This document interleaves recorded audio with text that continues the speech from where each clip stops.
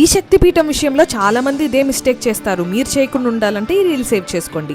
మాహూర్కి వెళ్లి రేణుకామాత గుడి చూశాక శక్తిపీఠం చూసేసాం అనుకుంటారు. అసలైన శక్తిపీఠం అక్కడి నుండి 10 కిలోమీటర్ల దూరంలో పచ్చని పొలాల మధ్యలో పెన్గంగా నది ఒడ్డున ఉంటుంది. హివారా అనే ఊర్లో ఉన్న ఈ గుడి పేరు ఏకవీరిక శక్తిపీఠం. అష్టాదశ మహాశక్తిపీఠాలలో 8వ శక్తిపీఠం. జమదగ్ని మహర్షి ఆజ్ఞతో పరశురాముడి చేత రేణుకామాత తల వేరు చేయబడింది. ఆ తల రూపమే ఏకవీరిక అమ్మగా మారిందని ఇక్కడ నమ్మకం. లోకల్ ట్రెడిషన్స్ ప్రకారం ఏకవీరికాదేవి, రేణుకాదేవి ఇద్దరు అక్కా చెల్లెళ్ళుగా నమ్ముతారు. నవరాత్రి రోజుల్లో మరియు విజయదశమి రోజున ఇద్దరు అమ్మవార్లకి చాలా గొప్పగా పూజలు జరుగుతాయి ఇక్కడ. ఏకవీరికాదేవి విగ్రహంలో తల మాత్రమే కనిపిస్తుంది. సింధూరంతో నిండిపోయి చాలా అద్భుతంగా ఉంటుంది.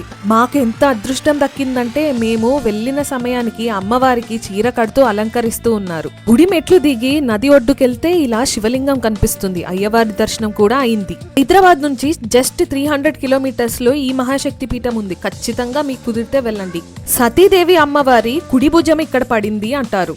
మాహూర్కి వెళ్ళినప్పుడు ఈ 2 గుళ్ళు తప్పకుండా దర్శనం చేసుకోండి. అమ్మ ఎక్కడున్నా, ఏ రూపంలో ఉన్నా అమ్మ శక్తి మాత్రం మారదు కదా. ఏకవీరికగా, రేణుకగా తన బిడ్డలైన మన కోసం ఎదురు చూస్తూనే ఉంటుంది.